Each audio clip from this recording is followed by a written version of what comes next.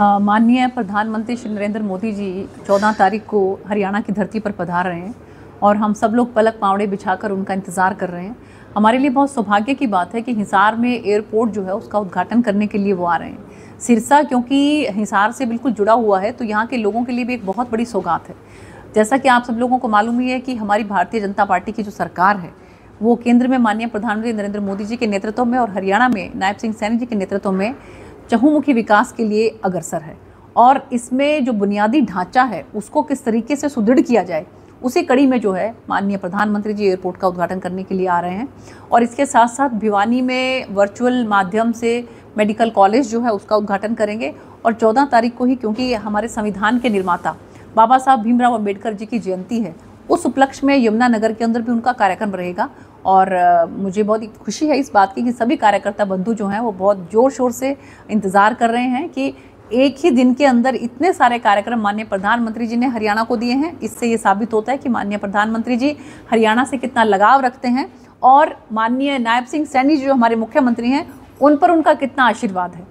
और इसके साथ साथ माननीय मुख्यमंत्री जी 26 तारीख को जो है वो सिरसा की धरती पर पधार रहे हैं। 27 तारीख को नशे से मुक्त करने के लिए हमारे हरियाणा को जो साइक्लोथॉन का कार्यक्रम है उसमें वो उपस्थित रहने वाले हैं। और हम सब लोगों का ये आह्वान रहेगा युवाओं को कि वो भारी संख्या के अंदर इसके अंदर पार्टिसिपेट करें, इसमें भागीदारी करें और अपने आप को नशे से मुक्त रखें और हम अपने इलाके को नशे से मुक्त कर सकें।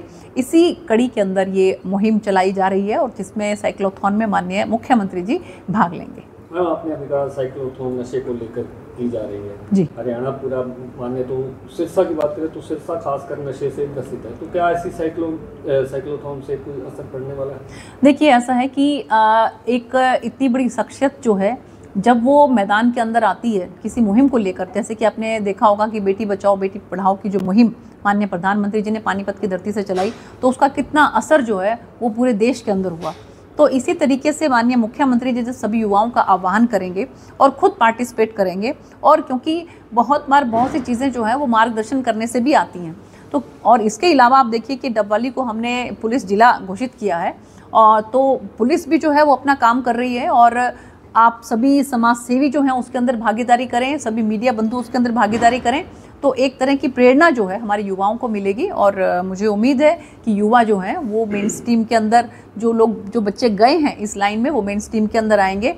और जो बच्चे अभी कई बार पीयर प्रेशर की वजह से जो है वो जाने की कड़ी में होते हैं, तो उन लोगों को भी इस बात का जो है प्रेरणा मिलेगी और वो लोग अपने आप को स्वस्थ रखेंगे, खेलों के अंदर अपने आप को जो है वो लगाएंगे और नशे से दूर रहेंगे। हम अपने हरियाणा को नशा मुक्त बनाएंगे। मैम, अभी आपने बात की बेटी बचाओ बेटी पढ़ाओ, लेकिन हरियाणा में लिंग अनुपात घटा है, कुमारी शैलजा जी ने भी ये चिंता जताई है।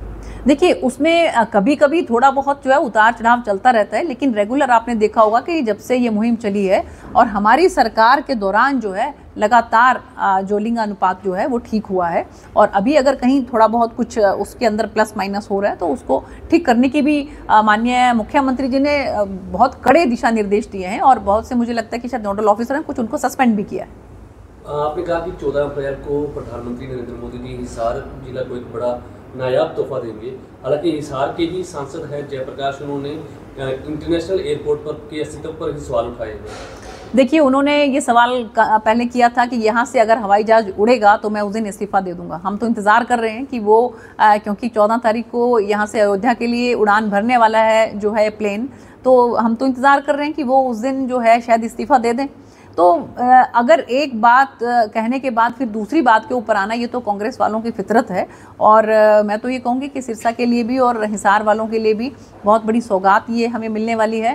3,370 रुपये में केवल और केवल हिसार से अगर अयोध्या तक हम लोग अगर यात्रा कर सकते हैं, वो तीर्थ यात्रा कर सकते हैं, राम जी के दर्शन कर सकते हैं, तो हमारे लिए इससे बड़ी सौभाग्य की बात और क्या हो सकती है।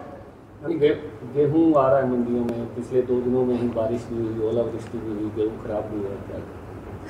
बिल्कुल, कुछ किसान लोग आज जो हमारे CDLU के अंदर बाबा साहब भीमराव अम्बेडकर जी की जयंती के उपलक्ष्य में कार्यक्रम था, तो उसमें भी कुछ किसान भाई जो हैं उन्होंने मुझे ज्ञापन दिया है और उस ज्ञापन को मैं माननीय हमारे मुख्यमंत्री जी को भी सौंपूंगी और इसके साथ साथ जो यहाँ के उपायुक्त हैं उनसे भी इस बारे में बात करूँगी कि जहाँ कहीं पर भी कहीं कोई खराबा अगर हो रहा है तो उसका वो आकलन करेंगे। और ये तो देखिए हमारी सरकार ने, मुझे लगता है कि आज से पहले कभी किसी सरकार ने इतना मुआवजा या कि इतना बीमा राशि किसान भाइयों को नहीं दी जितना कि हमारी सरकार ने दी है। तो किसी भी तरह का कोई नुकसान अगर किसान भाइयों का होता है तो सरकार ज़रूर उसका जो है अवलोकन करेगी और उसका ध्यान रखेगी। मैडम, रेलवे स्टेशन का भी कायाकल्प हो रहा है जी, क्या कुछ कहना चाहिए? बहुत खुशी है मुझे इस बात की। और बल्कि आज भी जो CDLU में कार्यक्रम था तो हमारे बहुत से जो वक्ता थे उन्होंने मुझे एक नया ही नाम दिया है, रेल माता का। कहते कि जी आप हमारी रेल माता हैं करके। और मुझे बहुत खुशी है इस बात की कि वही रेलवे स्टेशन ये जो एक बहुत ही पुराने स्वरूप में था, आज आप जाकर देखें तो उसकी कायाकल्प हो चुकी है, बिल्कुल नए स्वरूप में आपके सामने जो है पेंटिंग वेंटिंग के साथ, और साथ में जो डिजिटल तरीके से वहाँ पर जो डिस्प्ले हो रहा है और इसके साथ साथ जो एक और प्लेटफॉर्म जो है उसके लिए जो काम चल रहा है। तो मुझे लगता है कि यहाँ के लोगों के लिए भी बहुत बड़ी सौगात है ये। और मुझे बड़ी खुशी है कि सिरसा लोकसभा के अंदर 5 रेलवे स्टेशन ऐसे हैं जिनकी कायाकल्प जो है वो हो रही है और कुछ हो चुकी है। इसमें कालांवाली है, डबवाली है, सिरसा है, भट्टू और नरवाना है। तो मुझे बहुत खुशी है इस बात की कि माननीय प्रधानमंत्री जी के नेतृत्व में सरकार जिस तरह से काम कर रही है, चहुमुखी विकास जो हो रहा है वो आज से पहले कभी कांग्रेस सरकार में नहीं हुआ। पिछले दिनों मैडम जो सिरसा के विधायक हैं गोकुल सेठिया, हालांकि विपक्ष में है, पर नैब सिंह सैनी जी की तारीफ करते हुए खुलकर सामने आए हैं। मुलाकात भी बिल्कुल, देखिए ये इससे स्पष्ट है और मैं इस बात के लिए मैं बड़ी खुशी मुझे है इस बात की कि गोकुल जी ने एक बड़ा मन रखते हुए जो है वो हमारी सरकार के मुख्यमंत्री अगर अच्छा काम कर रहे हैं तो उसकी सराहना उन्होंने की है। और ये विपक्षों को भी, जो विपक्षी दल जो हैं उनको भी ये बात चाहिए कि कहाँ सरकार अच्छा काम कर रही है तो उसको कम से कम ज़रूर अप्रिशिएट करें। वो ये केवल और केवल जो है वो विरोध करने की दृष्टि से विरोध ना किया जाए। और गोकुल जी ने सराहना की है माननीय मुख्यमंत्री जी की, मैं इसके लिए उनको धन्यवाद करती हूँ। क्या आपको लगता है कि गोकुल कांग्रेस की कल्चर से अलग ही चल रहा है?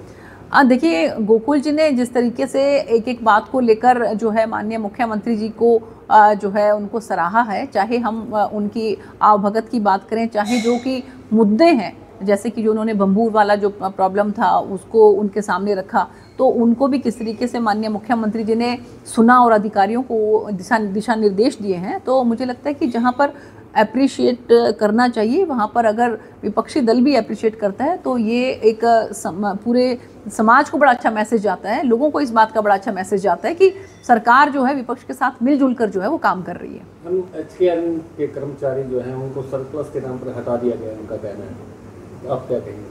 देखिए संघर्ष के रास्ते पे हाँ, देखिए मेरे सामने भी ये बात आई है, इसको माननीय मुख्यमंत्री जी के संज्ञान में लाया जाएगा और माननीय मुख्यमंत्री जी जो है वो इसको अच्छे तरीके से देखने के बाद जो कुछ भी हो सकेगा उसके हिसाब से अधिकारियों को दिशा निर्देश देंगे।